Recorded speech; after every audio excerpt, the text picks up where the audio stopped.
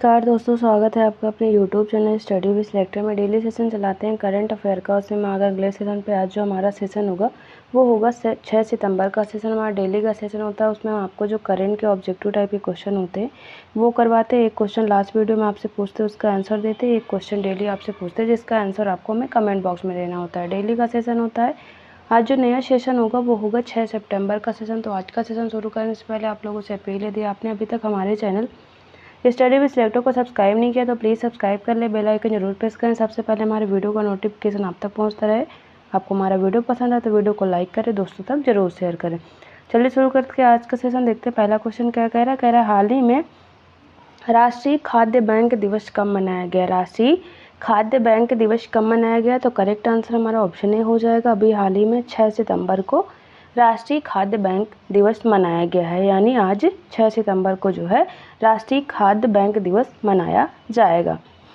बात करें राष्ट्रीय खाद्य बैंक दिवस की तो सितंबर के पहले शुक्रवार को ये मनाया जाता है। सितंबर के पहले शुक्रवार को मनाया जाता है और इस साल यह उत्सव 6 सितंबर को मना, मतलब इसका डेट ये फिक्स नहीं है कि ये 6 सितंबर को ही मनाया जाता है। ये जो है सितंबर का जो पहला शुक्रवार आता है उस दिन मनाया जाता है। इस बार जो है 6 सितंबर को पहला शुक्रवार है तो इसलिए 6 सितंबर को मनाया जाएगा। राष्ट्रीय दिवस कैलेंडर के रजिस्ट्रार ने घोषणा की कि राष्ट्रीय खाद्य बैंक दिवस 2017 से प्रतिवर्ष सितंबर के पहले शुक्रवार को ही मनाया जाएगा।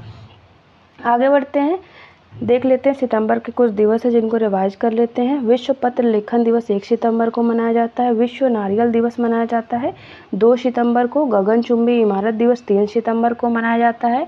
अंतर्राष्ट्रीय दान दिवस 5 सितंबर को और राष्ट्रीय शिक्षक दिवस भी 5 सितंबर को मनाया जाता है। आगे बढ़ते हैं, अगला क्वेश्चन कह रहा है हाल ही में तुआंकू मुहरिज ट्रॉफी 2024 में पुरुष एकल का खिताब किसने जीता। किसमें तुआंकू मुहरिज ट्रॉफी 2024 में पुरुष एकल का खिताब किसने जीता है। हमारा करेक्ट आंसर ऑप्शन ए हो जाएगा। अभय सिंह ने अभी हाल ही में जो है तुआंकू मुहरिज ट्रॉफी 2024 में पुरुष एकल का खिताब जीता है। तो करेक्ट आंसर क्या हो जाएगा, हमारा ऑप्शन ए हो जाएगा, अभय सिंह। बात करें तो भारतीय पुरुष राष्ट्रीय स्क्वैश चैंपियन अभय सिंह ने 2024 तुआंकू मुहरिज ट्रॉफी का पुरुष एकल का खिताब जीता है। यह अभय सिंह का 10वां PSA यानी प्रोफेशनल स्क्वैश एसोसिएशन खिताब था। $15,000 की पुरस्कार राशि वाली तुआंकू मुहरिज ट्रॉफी एक professional squash association challenger tournament है। इसका आयोजन 28 अगस्त से 1 सितंबर 2024 तक मलेशिया के सेरेम्बन में आयोजित किया गया था। तो इसमें जो है पुरुष एकल का खिताब जीता है अभय सिंह ने। और महिला एकल की बात करें तो मलेशिया की एरा अजमान ने जो है 2024 तुआंकू मुहरिज ट्रॉफी का महिला एकल का खिताब अपने नाम किया है। आगे बढ़ते हैं, अगला क्वेश्चन कह रहा है हाल ही में भारत से पर्यटन को बढ़ावा देने के लिए TTOS योजना किसने शुरू की है। भारत से पर्यटन को बढ़ावा देने के लिए अभी हाल ही में TTOS योजना किसके द्वारा शुरू की गई है। करेक्ट आंसर हमारा ऑप्शन डी हो जाएगा, साउथ अफ्रीका के द्वारा अभी हाल ही में ये योजना शुरू की गई है। तो करेक्ट आंसर ऑप्शन डी हो जाएगा। साउथ अफ्रीका की बात करें तो राजधानी यहाँ की केप टाउन है, मुद्रा रेंड है। मलेशिया की राजधानी कुआलालंपुर और यहाँ की मुद्रा है मलेशियाई रिंगित। ब्रुनेई की राजधानी बंदर सेनी बेगावान यहाँ की राजधानी, मुद्रा है ब्रुनेई डॉलर। स्पेन की राजधानी मैड्रिड और यहाँ की मुद्रा क्या है, यूरो यहाँ की मुद्रा है। बात करें TTOS की तो इसका फुल फॉर्म क्या है, trusted tour operator scheme. TTOS मतलब योजना जो है इसका फुल फॉर्म क्या है, ट्रस्टेड टूर ऑपरेटर स्कीम। दक्षिण अफ्रीका ने एक नई विश्वसनीय टूर ऑपरेटर योजना की घोषणा की है जिसका प्रारंभिक फोकस भारत और चीन के पर्यटन बाजारों पर होगा। यह योजना अगले साल जनवरी से लागू होने वाली है। इस योजना का उद्देश्य वीजा प्रणाली जो है उसमें सुधार करना है और मतलब भारत से और चीन से अपने यहाँ जो पर्यटक हैं उनको काफ़ी मात्रा में बुलाने के लिए स्कीम अभी हाल ही में शुरू की गई है। ये अगले साल जनवरी से लागू हो जाएगी। आगे बढ़ते हैं, अगला क्वेश्चन कह रहा है हाल ही में किस अंतरिक्ष एजेंसी ने SpaceX के साथ मिलकर यूरोपा क्लिपर मिशन लॉन्च करने की घोषणा की है। किस अंतरिक्ष एजेंसी ने SpaceX के साथ मिलकर यूरोपा क्लिपर मिशन लॉन्च करने की घोषणा की है। हमारा करेक्ट आंसर ऑप्शन ए हो जाएगा। अभी हाल ही में जो अमेरिकी अंतरिक्ष एजेंसी नासा है उसने जो SpaceX है उसके साथ मिलकर यूरोपा क्लिपर मिशन लॉन्च करने की घोषणा की है। तो करेक्ट आंसर हमारा ऑप्शन ए हो जाएगा। यूरोपा क्लिपर पर क्लिपर का मुख्य वैज्ञानिक लक्ष्य यह पता लगाना है कि बृहस्पति के बर्फीले चंद्रमा यूरोपा की सतह के नीचे ऐसे स्थान है जहां जीवन संभव हो सकता है। मिशन के 3 मुख्य वैज्ञानिक उद्देश्य बर्फ की परत और उसके नीचे के महासागर की प्रकृति को समझना है, साथ ही चंद्रमा की संरचना और भूविज्ञान को भी समझना है। तो मतलब ये पता लगाना है जो बृहस्पति का सबसे बर्फीला चंद्रमा है यूरोपा, तो वहाँ पर कोई ऐसे स्थान है क्या जहाँ पर मानव जीवन संभव हो सकता है। अपने विशाल सौर सारणियों और रडार एंटेना के साथ यूरोपा क्लिपर नासा द्वारा अब तक का किसी ग्रहीय मिशन के लिए विकसित किया गया सबसे बड़ा अंतरिक्ष यान है। अंतरिक्ष यान का प्रकार क्या है? ऑर्बिटर।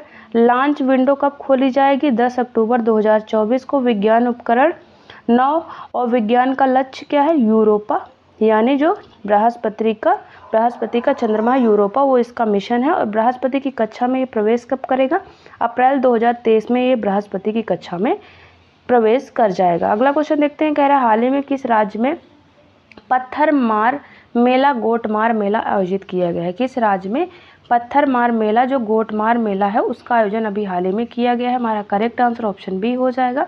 मध्य प्रदेश में अभी हाल ही में पत्थरमार मेला गोटमार मेला का आयोजन किया गया है, तो करेक्ट आंसर ऑप्शन बी हो जाएगा। मध्य प्रदेश की बात करें तो राजधानी यहाँ की भोपाल है। स्थापना दिवस 1 नवंबर 1956। यहाँ के जो गवर्नर है मंगू भाई छगन भाई पटेल और यहाँ के सीएम कौन है? मोहन यादव यहाँ के सीएम का नाम है।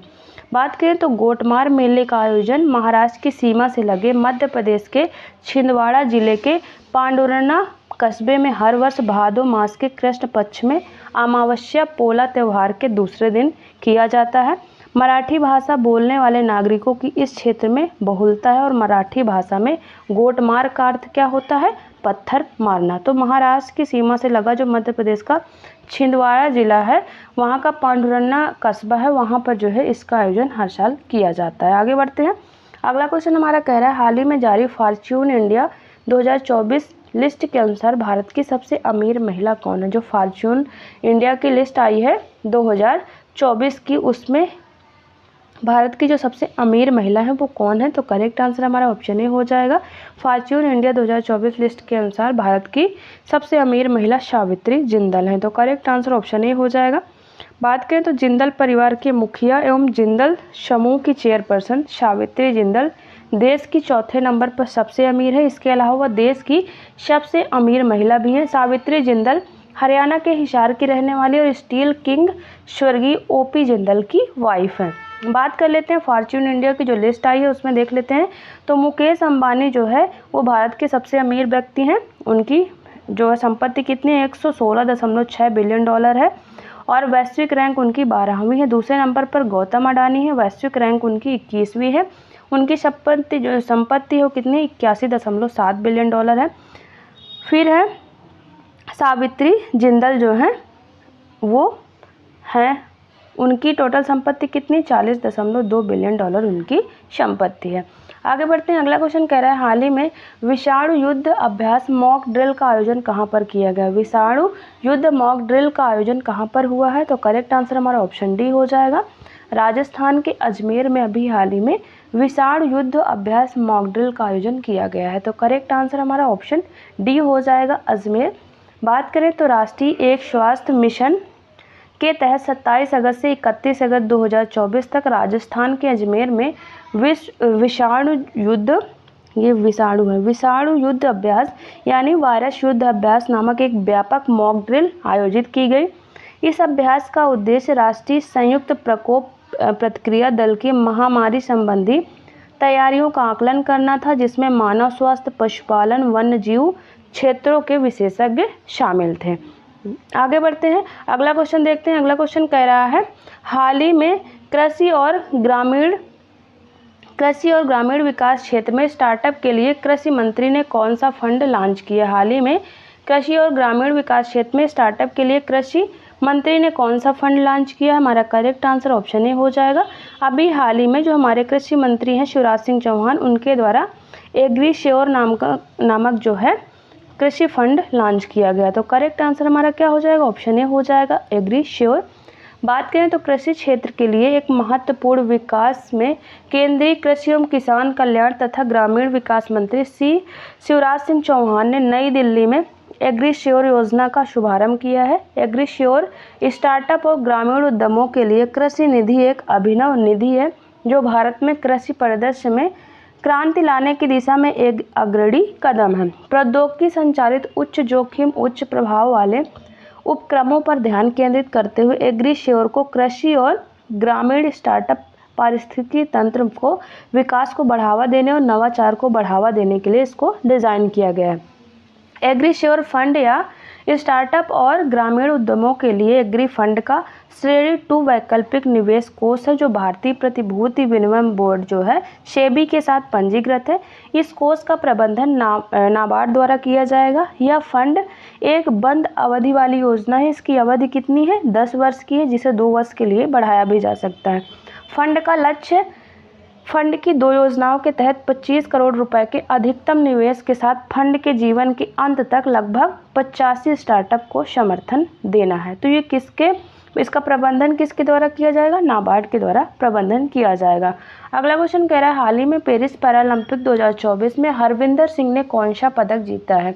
जो आर्चरी से संबंधित है यानी तीरंदाजी से संबंधित है। हरविंदर सिंह ने उन्होंने अभी हाल ही में कौन सा पदक जीता है? हमारा करेक्ट आंसर ऑप्शन ए हो जाएगा।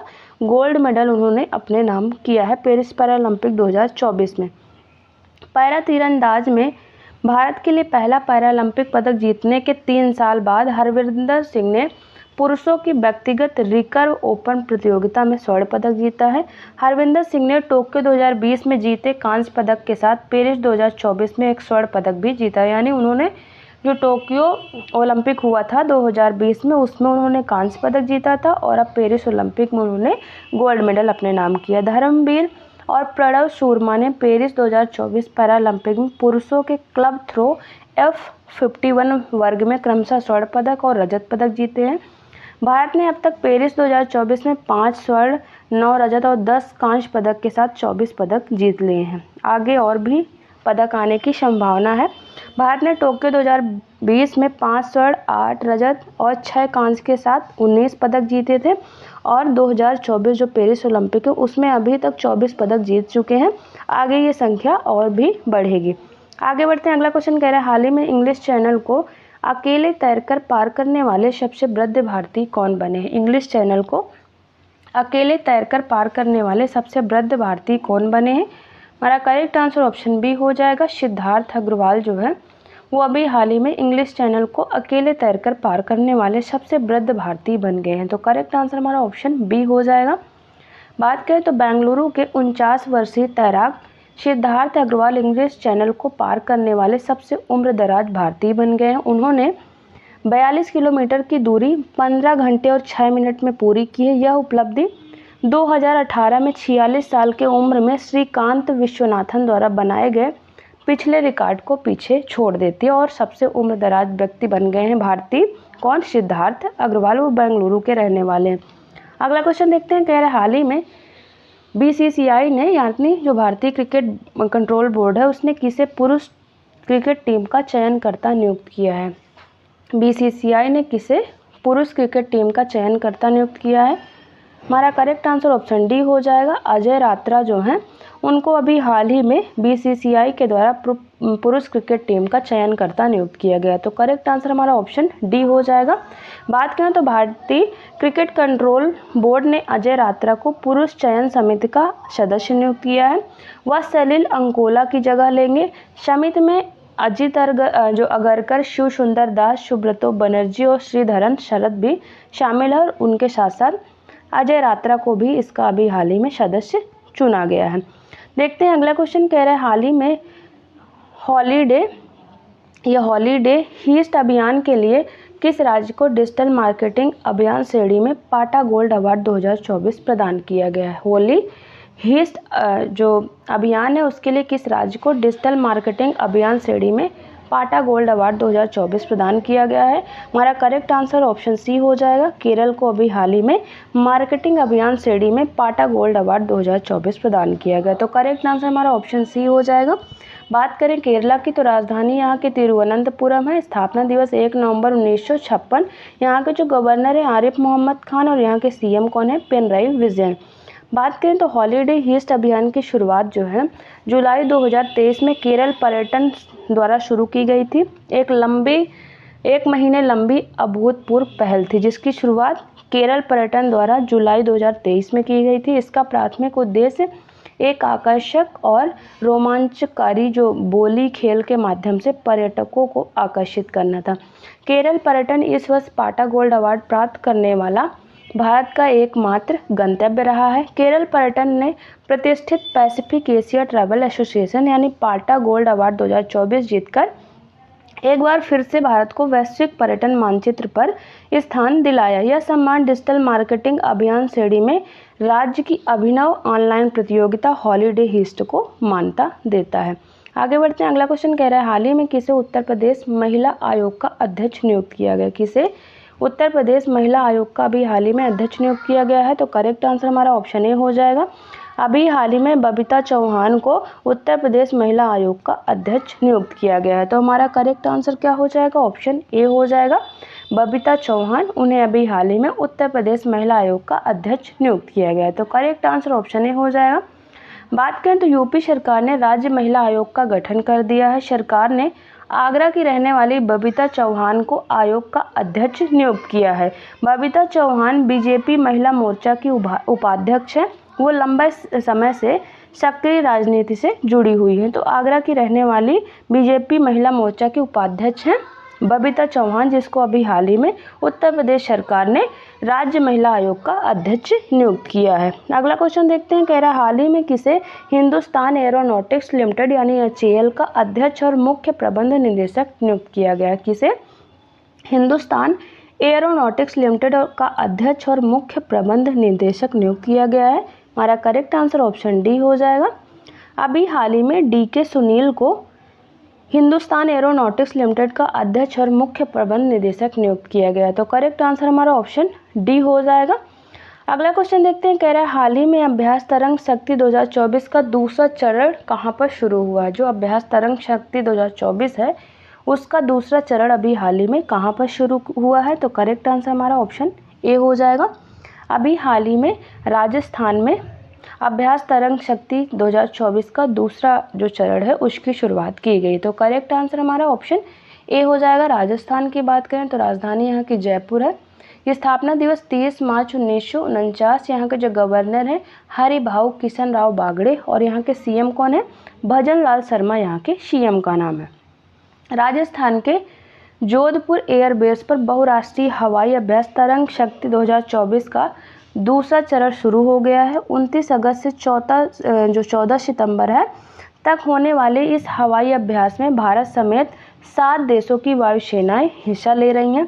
पहला चरण 14 अगस्त तक तमिलनाडु के सुलार में और दूसरा चरण 29 अगस्त से 14 सितंबर तक राजस्थान के जोधपुर में आयोजित किया जाएगा। तो दूसरा चरण जो है अभी हाल ही में राजस्थान के जोधपुर में शुरू हुआ। पहला चरण का आयोजन तमिलनाडु के सुलार में आयोजित किया जा चुका है।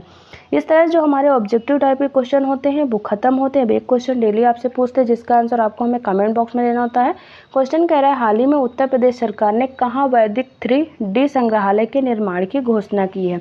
उत्तर प्रदेश सरकार ने कहाँ वैदिक 3D संग्रहालय के निर्माण की घोषणा की है। ऑप्शन है Varanasi, option B Gorakhpur, option C Prayagraj, option D Chitrakoot. तो इसका आंसर आप हमें कमेंट बॉक्स में ज़रूर दें। अब एक क्वेश्चन देख लेते जो लास्ट वीडियो में आपसे पूछे थे उसका आंसर क्या है। क्वेश्चन था, हाल ही में पेरिस पैरालंपिक में नीतीश कुमार ने कौन सा पदक जीता है। पेरिस पैरालंपिक 2024 में नीतीश कुमार ने कौन सा पदक जीता है। तो आंसर हो जाएगा स्वर्ण पदक अपने नाम किया है नीतीश कुमार ने।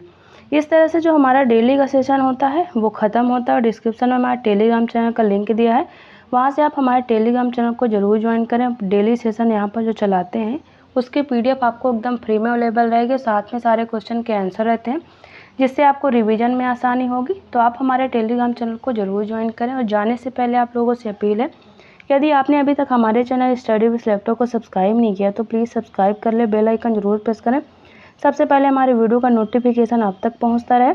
आपको हमारा वीडियो पसंद आए तो वीडियो को लाइक करें, अपने दोस्तों तक जरूर शेयर करते रहें। चलिए मिलते हैं आपसे नेक्स्ट वीडियो, तब तक के लिए थैंक यू।